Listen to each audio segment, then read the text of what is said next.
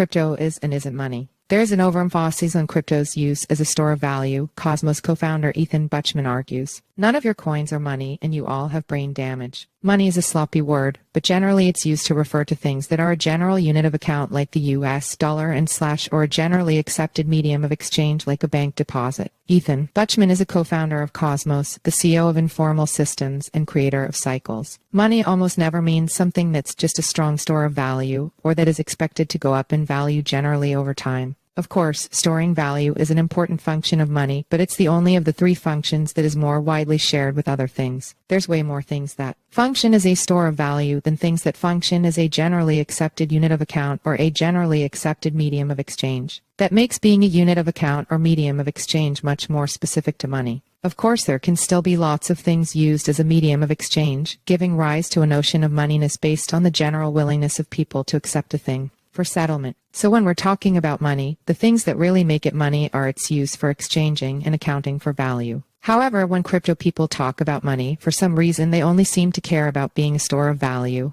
all at Bitcoin's branding as digital gold, ultrasound deflationary assets, and all that nonsense. At least be honest with yourselves. You're not talking about money, you're talking about capital assets. In some cases you invoke a discounted cash flow stream. In some cases you invoke the scarcity or preciousness of cryptographic digital assets. In some cases both. But you're usually not talking about money as money is actually used. To be honest, I'm not sure any of us really know what money is in the 21st century. In crypto, the definition of money has been polluted by people hyper-fixating on store of value assets, which is selling our collective future short. Money is about accounting and exchange, not just storing value. See also, money crypto versus tech crypto opinion. You could argue all day about whether ETH or SOL or Atom is a better store of value without me sneering about money, though I might sneer about other things. But if you really want to talk about money, you need to talk about how crypto can be used as a unit of account and medium of exchange, like how the original idea for Bitcoin was as peer-to-peer digital currency. A unit of account is something you denominate debts, and this includes what we call prices. A medium of exchange is something you use to settle debts when they're due. You can read more about these definitions for the functions of money here. It should be pretty clear to everyone that our crypto assets are hardly at all used for these purposes. Is that really true? Well, not exactly. Spending money. The one place crypto is certainly used and where we could certainly consider tokens money is in the context of their own block space.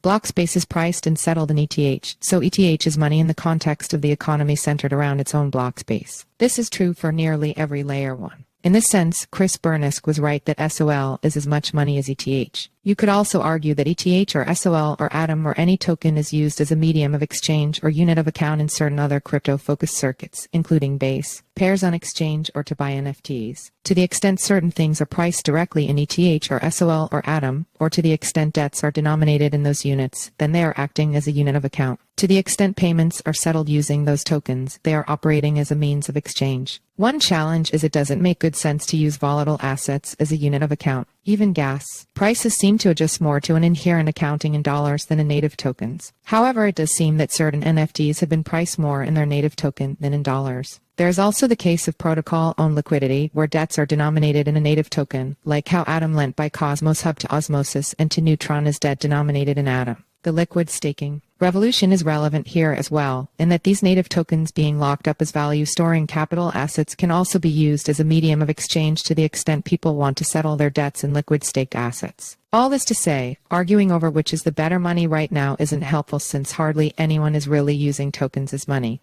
unless you're pricing or settling a meaningful fraction of your payments in crypto, in which case you have all my respect. Rather than arguing, I'd encourage the whole industry to read more deeply on the subject. And no, I don't just mean Grieber's Debt and Ferguson's Ascent of Money. The most important book for understanding the monetary context of cryptocurrencies is The Private Money and Public Currencies, the 16th Century Challenge. The book outlines the context for the rise of central banks and hence the motivation for crypto. I also recommend a 5-book crash course on the history of money, some of which covers an important focus that is absent from too much of the discourse on money, the payment graph. The essential thing in building a stable and sustainable money is to balance the payments graph, the ledger of account that shows who owes money to whom. This is a key insight behind Cycles, a new project which is reimagining payments and credit. A cosmos of money. It's worth noting that Cosmos is far and away the most advanced understanding of all this, both implicitly and explicitly. Yiquan and I, the two co-founders of Cosmos, have always insisted that Atom is not money. More recently, I've taken to calling it interchain capital. The Cosmos philosophy of sovereign interoperability is fundamentally a monetary philosophy, but one that recognizes inherently that we don't really know what money is in the 21st century, and we're going to need to experiment to figure it out. Cosmos remains the leading place for that experimentation, and the Cosmos Hub blockchain is itself an anchor for it. See also, Cosmos founder calls for chain split by refusing to fall prey to the ultrasound money mimetics and by focusing on fostering a larger culture of innovation through sovereign interoperability. Atom and the Cosmos Hub become homes for a new kind of experimentation in what money is. Of all the monies in the crypto space, Atom is the one with the most decentralized governance over what it means. While ETH fixates on deflation and SOL on cheap global compute, Atom fixates on the political problems at the heart of money itself. This is part of what makes Atom so much more complicated and hated, but therein lies its uniqueness. Not to mention, Atom secures one of the leading liquid staking venues and is poised to become a leading place to launch new chains and access interchain capital, with the upcoming Atom Wars and partial set security.